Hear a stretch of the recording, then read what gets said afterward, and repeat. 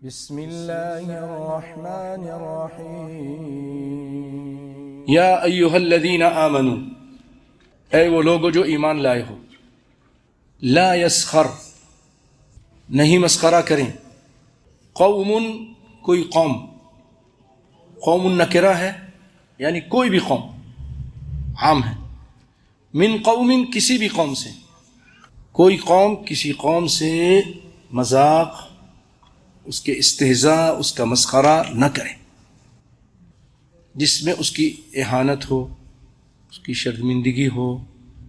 عسیٰ ان یکونوا خیرا منہم،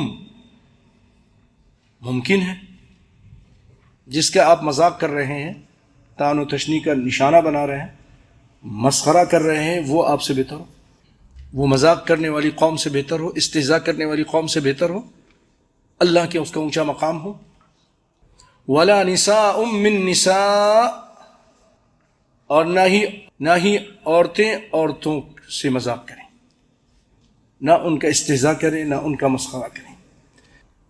عسیٰ ان یکن خیرا منہن، ممکن ہے کہ وہ عورت یا وہ عورتیں جو دوسری عورتوں کا مذاق کر رہی ہیں، جن کا کیا جا رہا ہے، وہ عورتیں بہتر ہوں مذاق کرنے والوں سے، اللہ کے ان کا مقام ہو، عزت ہو، وہ توحید میں ہوں، اور وہ عورتیں اخلاق میں بہت اچھی ہوں۔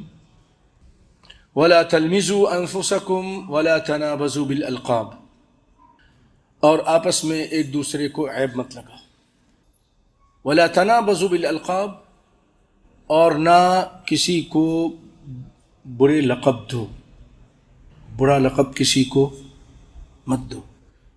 بِئْسَ الِاسْمُ الْفُسُوقُ بَعْدَ الْإِيمَانِ، ایمان کے بعد فسق برا نام ہے، یعنی کسی کو فاسق کہنا، کسی کو فاجر کہنا، کسی کو کافر کہنا۔ ایمان لانے کے بعد جب مومن ہو گئے، اب آپ اس کو یہ برے نام نہیں دے سکتے، نہیں دیں، اسلام منع کرتا ہے۔ ہم یہاں جب سننے آتے ہیں، ہمارے سننے کا سب سے پہلا مقصد یہی ہونا چاہیے کہ ہم سن کر عمل کریں گے، عمل کریں گے۔ کیا فائدہ کہ ہم یہاں اتنے عرصے سے آ رہے ہیں لیکن ہمارے اخلاق کے اندر وہ چیز پیدا ہی نہیں ہوئی، ہم نبی صلی اللہ علیہ وسلم کے سچے محب بھی نہیں بنے، آپ کی حدیثیں رول رہی ہیں، چھوڑی جا رہی ہیں، نہ اس پہ عمل ہو رہا ہے، سنتے ہیں لیکن عمل نہیں کرتے ہیں، پھر فوراً ہم ذرا سی بات پہ غضبناک ہو جاتے ہیں، اور وہ کام جو معاشرے میں آج عام لوگوں کے اندر وہ چیزیں پھیل رہی ہیں، یعنی مذاق کرنا، اپنے آپ کو بڑا سمجھنا، میں پٹھان ہوں جی، ہم چنی نیست، میرے علاوہ کوئی نہیں، کچھ بھی نہیں، میں مغل ہوں، میں پنجابی ہوں، اور سب بیکار ہیں۔ ہر کوئی اپنے آپ کو بڑا سمجھ رہا ہے، بہت بڑا ایک ہستی اپنے آپ کو سمجھ رہا ہے، دوسروں کو حقیر سمجھ رہا ہے۔ اور یہ جو ہمارے اندر یہ خود پرستی کا بت ہے نا، یہ اللہ رحم فرمائے کہ بہت کم لوگوں نے اس کو پاش پاش کیا ہے، لیکن ہے۔ میں انا ربکم الاعلی، فرعون نے کہا تھا میں تمہارا رب ہوں اعلیٰ، اس لیے ایک بہت بڑے امام نے کہا تھا یہ بت بہت ہر انسان کے اندر ہے، لیکن وہ اس کا اظہار نہیں کر سکتا ہے، اس نے اظہار کر دیا تھا۔ اظہار ہو تو اس کو اندر دبائیے، اعوذ باللہ پڑھیے، میں حقیر پانی سے پیدا کیا گیا، سب مسلمان برابر ہیں، کسی کو حقیر سمجھنا یہ کبر ہے۔ بطر الحق وغمت الناس، حق کو رد کر دینا، حق آ گیا آپ اس کو رد کر دیتے ہیں، نہیں مانتے ہیں، بظاہر آپ جھک جھک کے مل رہے ہیں، آپ متکبر ہیں۔ اللہ تعالیٰ متکبر کو پسند نہیں کرتا، قیامت کے دن چوٹی بنائے گا۔ یہ اخلاق کے جو جوہر ہیں، یہ جو اچھی اچھی باتیں ہیں ہمارے اندر ظاہر ہونی چاہیے نا، سن رہے ہیں لیکن ہمیں نظر نہیں آتا۔ اللہ کے لیے بھائیو، نبی کی طریقہ نماز کا سنا، نماز کے اس طریقے سے پڑھیے، کپڑے کا سنا، کپڑا اوپر کر لیجئے، پردے کا سنا، بہنیں پردہ شروع کر دیں، داڑھی کا سنا، داڑھی رکھ لیں، بھائیو عمل اپنے اندر پیدا کیجیے۔ اسی عمل سے دنیا کی زندگی ہے یہ بھی نکھرے گی اور آخرت سنورے گی۔ بہت ساری چیزیں ہیں جو ہم مسلمانوں کے اندر آ گئی ہیں، نہیں ہونی چاہیے۔ اقبال نے صحیح کہا تھا، وضع میں نصارہ تمدن میں ہنود، یہ وہ مسلمان ہیں جنہیں دیکھ کر شرمائے خود، ان کو شرم آ جاتی ہے یار، مساوات تو ہے ہی نہیں ان کے اندر۔ حسبنا اللہ نعم الوکیل۔ اس کے بعد اللہ نے فرمایا وَمَن لَّمْ يَتُبْ، جو اپنے اس غلط کاموں سے باز نہ آئے فَأُولَئِكَ هُمُ الظَّالِمُونَ، یہی لوگ ظالم ہیں۔ اس میں دوسروں کے مذاق سے منع کیا گیا ہے، استہزاء سے منع کیا ہے، مسخرہ پن کرنے سے منع کیا ہے۔ اور یہ کیوں کب پیدا ہوتا ہے؟ جب انسان اپنے آپ کو اعلیٰ عرفہ سمجھتا ہے، دوسروں کو حقیر سمجھتا ہے۔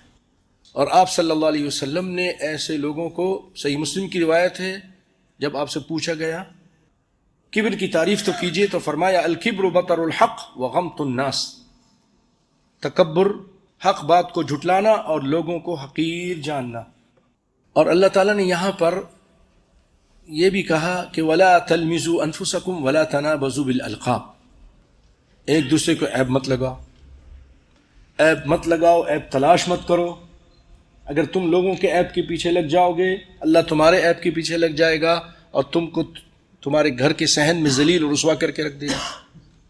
ہاں، اگر تم اپنے بھائی پہ پردہ ڈالو گے، اللہ تعالیٰ آپ کے عیب پر پردہ ڈالے گا۔ من ستر مسلما سترہ اللہ، اور قیامت کے دن اللہ تعالیٰ فرمائے گا میرے بندے تیرے عیبوں پر میں نے دنیا میں پردہ ڈالا، آج بھی پردہ ڈالتا، لیکن اگر دنیا میں ذلیل اور رسوا کر دیا آپ کو، آپ کیونکہ لوگوں کے عیب اچھالتے تھے، اس کے پیچھے لگتے تھے، تو دنیا میں بھی آپ ذلیل و خوار ہو جائیں گے۔ اب آخرت کا معاملہ بہت ہی ڈینجر، بہت ہی خطرناک ہے۔ یہ حدیث ہے من ستر مسلما سترہ اللہ، اس کو اچھالی مت، اس کو معاشرے میں، اس سے آپ دو کام کر رہے ہیں، ایک تو اس آدمی کو بدنام کر رہے ہیں اور معاشرے کے اندر فحاشی بھی پھیلا رہے ہیں، فلاں ایسا کیا، جو اخبار والے کرتے ہیں، ٹی وی والے کرتے ہیں، نمک مرچ لگا کر اور پورے فحاشی کی پورا الف لیلہ کی کہانی بنا کر اس کو پیش کر دیتے ہیں۔ اس نے اسلام کے اندر نہیں ہے، یہ اس نے یہ بہت بڑا جرم کیا، اس کی یہ سزا ہے، بس اس کو کہانی کے طور پہ نمک مرچ لگا کر نہیں پیش کیا جاتا ہے، فحاشی پھیلتی۔ ان الذين يحبون ان تشيع الفاحشة في الذين امنوا لهم عذاب اليم في الدنيا والاخره، جو فحاشی پھیلاتے ہیں مسلمانوں کے اندر، ایمان والوں کے اندر، ان کے لیے عذاب علیم ہے دنیا اور آخرت۔ اور نہ کسی کو برے لقب، یعنی تو فلاں کا بیٹا ہے، یہ تیری ماں ایسی تھی، تو بد کردار عورت کا بیٹا ہے، تیرا باپ بد کردار تھا، او کافر کے بیٹے، او منافق کے بیٹے۔ عبداللہ بن ابی ابن سلول منافق تھا، اس کا بیٹا پکا مسلمان تھا۔ ابو جہل اس امت کا فرعون آپ نے فرمایا، اور اس کا بیٹا اکرمہ ایک مسلمان انسان تھا، مسلمان ہو گیا تھا۔ اب کچھ لوگ اس کو تکلیف دیتے تھے، او کافر کے بیٹے، او ابو جہل کے بیٹے، وہ روتے ہوئے اللہ کے رسول لوگ مجھے تانا دیتے ہیں، تشنیع کرتے ہیں، تو آپ صلی اللہ علیہ وسلم منع کیا، ایسا مت کرو۔ قرآن نے بھی منع کر دیا، وَلَا تَنَابَزُوا بِالْأَلْقَابِ، فلاں کمینے خاندان کے بیٹے ہو تو یہ ہمیں ہے نہیں ہمارے اندر، ارے یہ تو موچی ہے، یہ تو فلانی ہے، اور اس کی زندگی تباہ کر دے۔ اگرچہ پڑھا لکھا انسان بن گیا ہو اور بڑے اچھے اخلاق کا مالک ہو، لیکن اس محلے میں نہیں رہتے جو لوگ جانتے ہیں، دن رات اس کا ناک میں دم کر کے رکھ دیتے ہیں، وہ بیچارہ اس محلے سے بھاگ جاتا ہے۔ اور ہم کرتے ہیں، کون کرتے ہیں؟ یہودی اور نصارى، عیسائی نہیں کرتے، مسلمان کرتے ہیں۔ اسلام نے اس سے منع کیا ہے۔